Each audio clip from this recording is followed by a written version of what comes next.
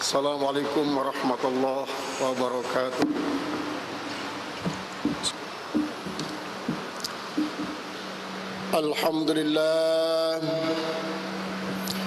Alhamdulillahilladzi a'addal jannata liibadihil atqiya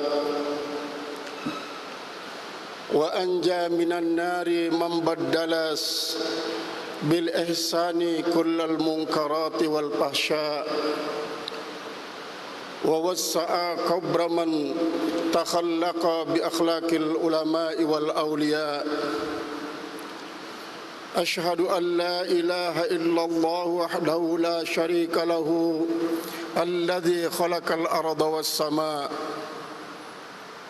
wa ashhadu anna sayyidana Muhammadan abduhu wa rasuluhu al-mab'utsu liyu'alliman nasa tara'iqal nukaba wan nujaba wa yunjihim min tara'iqiz zalimin wal juhala. Allahumma salli wa sallim ala sayyidina wa habibina wa syafi'ina Muhammadan sayyidul mursalin wal anbiya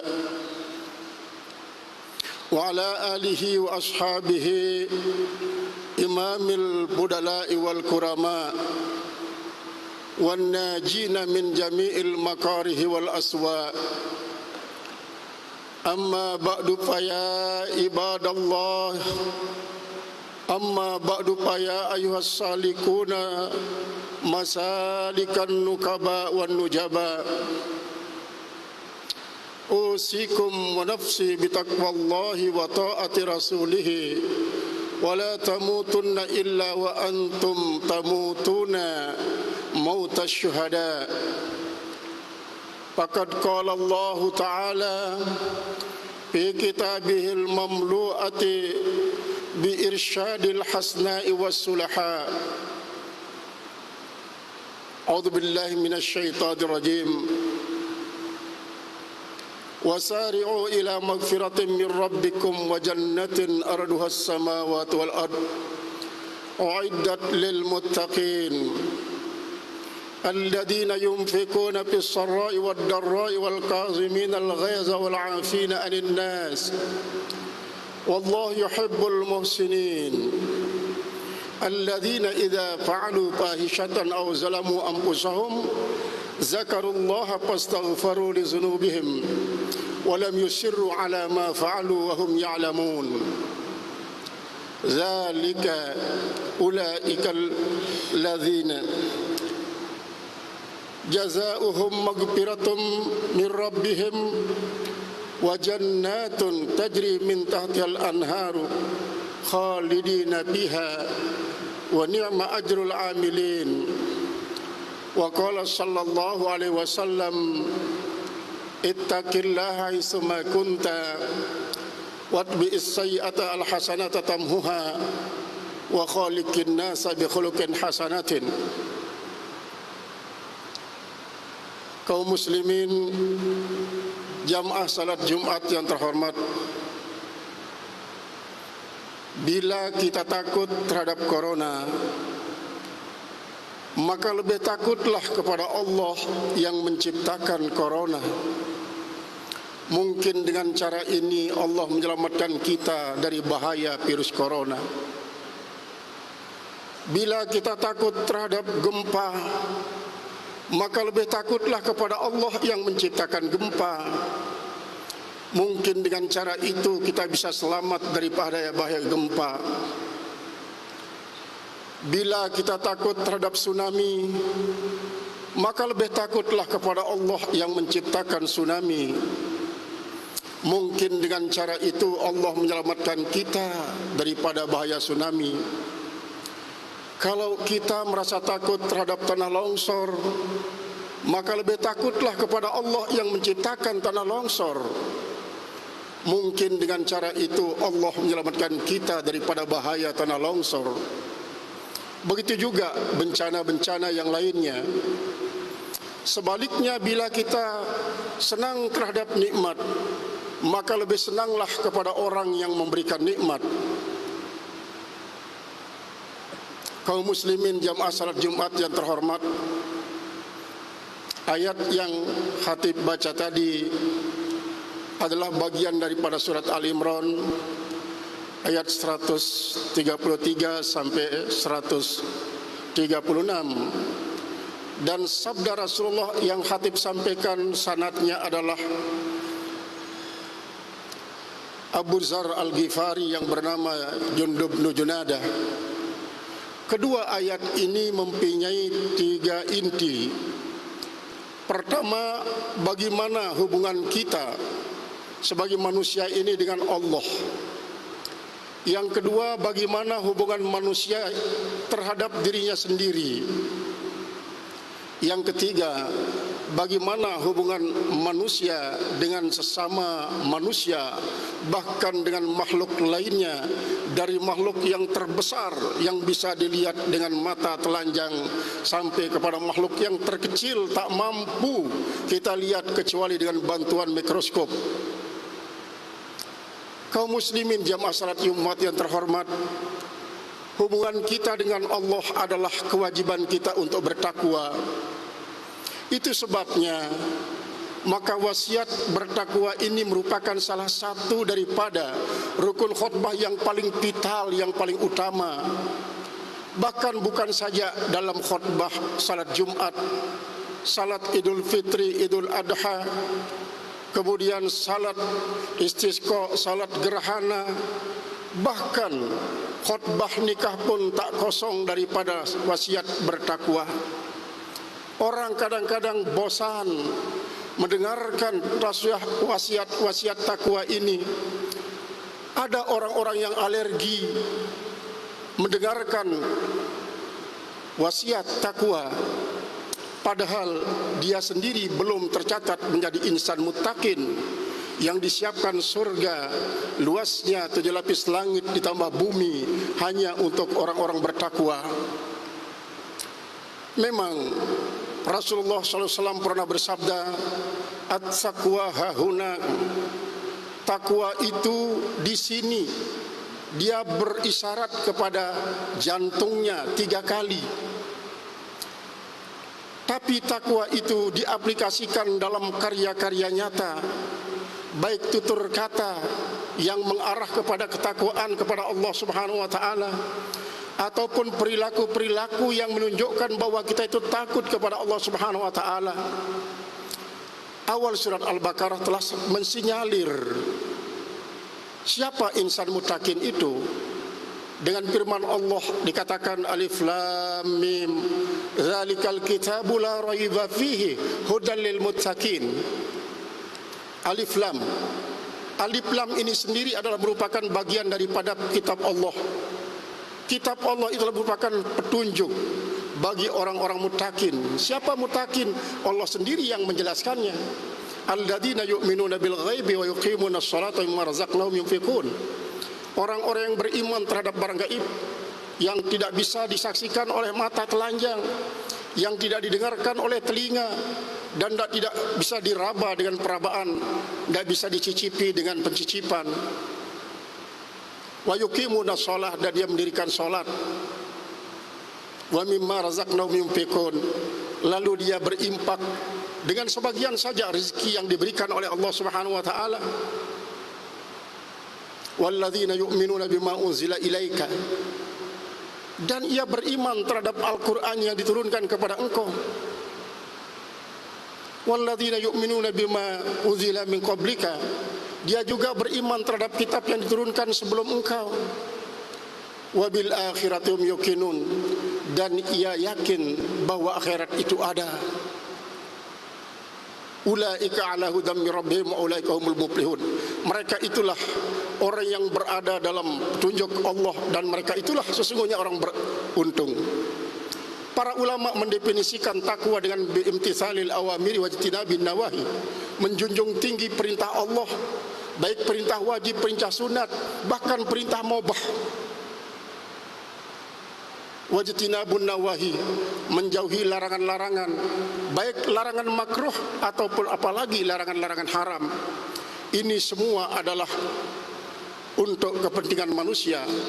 sedikit pun tidak ada menjadi kepentingan Allah, karena Allah sesungguhnya tidak akan pernah berharap dari semua makhluk ini untuk mengambil keuntungan daripada ibadah semua makhluk. Sebaliknya, kalau semua manusia, bahkan malaikat, jin, semuanya durjana menjadi orang makhluk-makhluk yang jahat, tidak akan mengurangi kemuliaan Allah. Maka oleh sebab itulah, karena ketakwaan ini kembalinya kepada kita, tidak bosan-bosan para khatib, para ulama, para mubalik menyerukan ketakwaan ini, terutama sekali buat kita umat Muhammad sallallahu alaihi wasallam, supaya kita dapat merebut peluang surga yang begitu luas dengan bersifat takwa. Mari kita tingkatkan ketakwaan kita. Yang kedua adalah hubungan kita bersama diri kita sendiri, yang disinyalir oleh sabda Rasulullah SAW, yaitu dengan sabdanya yang saya sampaikan tadi adalah watbi'is sayyi'ata alhasanata tamhuha. Iringi setiap kejahatan dengan kebaikan, niscaya pahala kebaikan itu akan dapat menghapuskan dosa-dosa kejahatan. Pahala kebaikan itu, kita ambil salah satu contoh. Ketika kita terlanjur berbicara yang menyakiti orang lain, yang merugikan diri sendiri, maka kita minta maaf kepada orang tersebut. Minta maaf itu merupakan suatu kebagusan. Ketika kita salah dalam mengucapkan sesuatu yang mungkin orang tidak mendengarnya, maka kita iringi dengan istighfar. Ketika kita salah melangkahkan kaki ke tempat berbuat dosa, maka kita iringi semua dengan amal saleh, agar jangan sampai dosa-dosa daripada perbuatan jahat yang dilangkahkan oleh kaki itu mengendap sampai kita masuk di ranah Qadirabul Jalil. Maka iringi setiap kejahatan dengan kebaikan, niscaya pahala kebaikan itu akan menghapuskan dosa-dosa daripada kejahatan. Memang betapa banyak sesungguhnya instrumen yang diberikan oleh Allah Subhanahu wa taala bagi kita umat Muhammad sallallahu alaihi wasallam untuk bisa menghapuskan dosa, baik yang sengaja kita lakukan maupun tidak sengaja. Misalnya saja, setiap kali kita berangkat dari masjid, dari rumah ke masjid untuk melakukan salat berjamaah, satu langkah menghapus 10 dosa, satu langkah mencatat 10 kebaikan, satu langkah meningkatkan 10 derajat. Bayangkan ketika langkah yang kita langkahkan sampai di masjid ini 1000 langkah, berarti 10.000 dosa yang hancur, 10.000 kebaikan yang tercatat, 10.000 derajat kita menjadi terangkat. Betapa anugerah Allah begitu besar buat kita umat Muhammad sallallahu alaihi wasallam. Kemudian yang ketiga, wa khaliqin nasa bi khuluqin hasanatin. Berakhlaklah terhadap orang lain dengan akhlak yang bagus. Kesimpulannya, akhlak itulah bagaimana kita menghormati orang lebih tua, bagaimana kita menyayangi orang yang lebih muda, bagaimana kita menghargai orang sama usia dengan kita, baik dia adalah orang yang sama agamanya dengan kita ataupun berbeda. Menghormati orang lain, termasuk yang beda agama, bukan berarti kita mengetikatkan agama mereka itu benar, tetapi kita tetap wajib hormat secara manusiawi. Jamaah kaum muslimin salat Jumat yang terhormat, akhir-akhir ini umat Islam dibenturkan satu komunitas dengan komunitas yang lainnya. Kadang-kadang mereka sengaja mengistilahkan ada kaum muslimin radikal dan kaum muslimin yang moderat. Padahal tidak ada kaum muslimin yang radikal 100%, tidak ada yang moderat 100%. Di saat dia moderat memang harus moderat, di saat dia radikal dia harus radikal. Dalam arti manusia ini multisifat, karena memang itu merupakan karakter manusia. Manusia tahu kapan dia harus radikal, kapan dia harus moderat. Tetapi orang-orang yang menginginkan umat Islam ini tidak aman dan tentram, tidak damai, sengaja dibelah menjadi dua. Ini umat Islam yang radikal, ini umat Islam yang moderat. Lalu dibentur-benturkan antara komunitas yang radikal dengan yang moderat. Kalau hal ini kita tidak sadari, kita yang rugi umat Islam.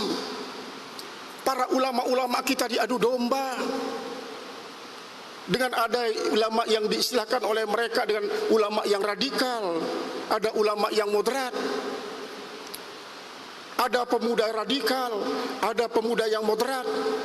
Kalau tidak segera kita benahi diri sendiri dengan saling memaafkan, berakhlak dengan akhlak yang bagus, hormati yang lebih tua, sayangi lebih muda, hargai sesama kita, hormati orang yang berbeda agama dengan kita, maka kita tidak bisa membayangkan apa jadinya umat Islam ini di masa mendatang, apa jadinya Indonesia ini di masa mendatang kalau kita tidak segera membenahi diri.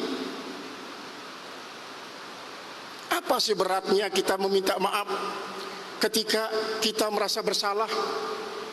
Apa sih beratnya kita tabayun ketika kita menganggap orang lain bersalah? Padahal tidak semua itu adalah menjadi suatu kesalahan. Tidak semua menjadi suatu kebenaran. Karena bisa saja salah menurut kita, tapi menurut mereka adalah kebenaran. Benar menurut kita, tapi bisa saja menurut mereka adalah salah. Kesadaran akan ini sesungguhnya akan membuat kita menjadi orang yang saling memaafkan. Akhlakul karimah itu berada di situ. Saling memaafkan. Kalau saling memaafkan ini tidak akan dibenahi kembali, maka kita khawatir umat Islam ini terus menjadi permainan kayak bola pingpong yang ditembakkan ke sana kemari, kayak yoyo yang diturun naikkan, kemudian kayak tok-tek yang dirempokkan satu dengan yang lainnya. Para pemainnya senang, tetapi kita umat Islam yang sengsara. Kaum muslimin jamaah salat Jumat yang terhormat, dengan khutbah yang singkat ini sesungguhnya khatib ingin mengajak kita semua untuk mari kita mengamalkan sabda Rasulullah yang singkat ini. Hubungan vertikal kita dengan Allah mari kita tingkatkan. Hubungan kita terhadap diri sendiri mari juga kita perbaiki. Hubungan kita sesama manusia mari kita benahi. Insya Allah apa yang sudah disiapkan oleh Allah berupa surga seluas-luasnya itu akan dapat kita masuki dengan cara mudah. Bukankah Rasulullah dalam hadis lain pernah mengatakan, asra'un nasi dukhulal jannah ahsanuhum khulukan. Orang yang paling cepat bisa masuk surga adalah orang yang paling baik akhlaknya. Akhlak ini sekarang sudah tidak lagi kita ketahui apakah dia masih berlaku atau tidak. Namun kita yakin bahwa masih banyak umat Islam yang berakhlak dengan akhlakul karimah. Ketika terjadi pada satu saat mungkin berbeda dengan pandangan kita, maka yakini itu adalah merupakan salah satu bentuk daripada sesuatu sifat manusia, sifat asasi manusia yang perlu mendapatkan tausiah dan peringatan. Mudah-mudahan kaum muslimin jamaah salat Jumat yang terhormat, khutbah yang khatib sampaikan kesempatan ini dapat membuat kita semakin saling menghargai, saling menghormati. Kita tingkatkan hubungan vertikal kita kepada Allah Subhanahu wa taala. Kita benahi diri kita sendiri. Kita perbaiki hablum minan nas antara kita umat Islam dan antara bangsa yang ada di Indonesia ini, di Nusa Tenggara Barat pada khususnya. Mudah-mudahan itu semua akan menjadi dasar kita untuk lebih baik ke depan. Mari kita berdoa kepada Allah Subhanahu wa taala. Ya Allah, ya Tuhan kami adalah hamba-hamba-Mu yang sangat mendambakan pertolongan-Mu di saat-saat kami sedang Kau uji dengan berbagai macam ujian yang bisa kami lihat dan bisa kami rasakan. Ada juga yang tak pernah kami lihat tapi kami yakini. Ada juga yang kami yakini tapi tidak bisa kami atasi. Berikan kami kemampuan ya Allah ربنا لا تؤاخذنا إن نسينا أخطأنا ربنا ولا تحمل علينا إصرا كما حملته على الذين من قبلنا ربنا ولا تحملنا ما لا طاقة لنا به واعف عنا واغفر لنا وارحمنا أنت مولانا فانصرنا على القوم الكافرين بارك الله لي ولكم في القرآن العظيم ونفعني وإياكم من الآيات والذكر الحكيم أقول قولي هذا واستغفر الله العظيم لي ولكم ولسائر المسلمين والمسلمات إنه هو الغفور الرحيم. اللهم صل على محمد اللهم صل على سيدنا محمد اللهم صل على سيدنا ونبينا وحبيبنا وشفيعنا مصطفى ومولانا محمد والحمد لله رب العالمين. الحمد لله نحمده ونستعينه ونستغفره ونعوذ بالله من شرور أنفسنا من سيئات أعمالنا من يهده الله فلا مضل له ومن يضلله الله فلا هادي له أشهد أن لا إله إلا الله وحده لا شريك له وأشهد أن سيدنا وحبيبنا وشفيعنا محمدا عبده ورسوله أشرف رسل الله أما بعد فيا عباد الله أوصيكم ونفسي بتقوى الله وطاعة رسول الله ولا تموتن إلا وأنتم ناجون من عذاب الله فقد قال الله تعالى في أعظم كتب الله إن الله ملائكته يصلون على النبي يا أيها الذين آمنوا صلوا عليه وسلموا تسليما وارض اللهم عن أربعة الخلفاء الراشدين أبي بكر وعمر وعثمان وعلي وعن بقية الصحابة والتابعين وتابع التابعين بإحسان إلى يوم الدين وعلينا معهم برحمتك يا أرحم الراحمين. اللهم صل وسلم وبارك على سيدنا ومولانا محمد شجرة الأصل النورانية ولمعة القبضة الرحمانية وأفضل الخليقة الجسمانية وأشرف الأسرار الجسمانية ومعدن الأسرار الربانية خزائن العلوم الاستفائية صاحب القبضة الأصلية والبهجة الثانية ورتبة العلية من اندرج النبيون تحت لوائه فهم منه وإليه وسلم وبارك عليه وعلى آله وصحبه عدد ما خلقت ورزقت وأمت وحييت إلى يوم تبعث من أفنيت وصل وسلم تسليما كثيرا. اللهم أنت ربنا لا إله إلا أنت خلقتنا ونحن عبادك ونحن على عهدك ووعدك ما استطعنا نعوذ بك من شر أنفسنا ومن شر ما صنعنا ونبوء لك بنعمتك التي أنعمت علينا نبوء لك بنعمتك التي أنعمت علينا ونبوء بذنوبنا فإنه لا يغفر الذنوب إلا أنت فاغفر لنا ذنوبنا ولوالدينا وتب علينا وارحمنا واعف عنا ولجميع المؤمنين والمؤمنات والمسلمين والمسلمات الأحياء من الأموات يا قاضي الحاجات. اللهم إنا نسألك فعل الخيرات وترك المنكرات وحب المساكين وأن تغفرنا وتتوب علينا وإذا أردت في قوم فتنة فتوفنا غير مفتونين فتوفنا غير مفتونين فتوفنا غير مفتونين ونسألك اللهم حبك وحب ما يحبك وحب عمل يقربنا إلى حبك. اللهم اجعل حبك حب الأشياء إلينا من أمسنا من أهلنا من الماء البريد. اللهم لك الحمد لك المشتكى أنت المستعان ولا حول بالله العظيم. نستعينك على فساد فينا ونسألك صلاح الأمر كلها. اللهم اصلح لنا ديننا الذي وعصمة أمرنا واصلح لنا دنيا التي فيها معاشنا واصلح لنا آخرة التي إليها معادنا. اللهم اجعل الحياة زيادة لنا في كل خير واجعل الموت راحة لنا من كل شر. اللهم إنا نعوذ بك من الكفر من الفقر من عذاب القبر من عذاب النار ونعوذ بك أن نشرك بك شيئا ونحن نعلم نستغفرك لما نعلم. اللهم إنا نعوذ بك من جهد البلاء ودرك الشقاء وسوء القضاء وشماتة الأعداء وأن تغير النعماء عن جميع المكاره والأسواء ونسألك اللهم أن تؤتينا خير العطاء والصبر على البلاء ورضا بالقضاء والشكر على النعماء والإخلاص في الإعطاء والنصر على الأعداء والشفاء من كل الداء والشفاء من كل الداء والشفاء من كل الداء.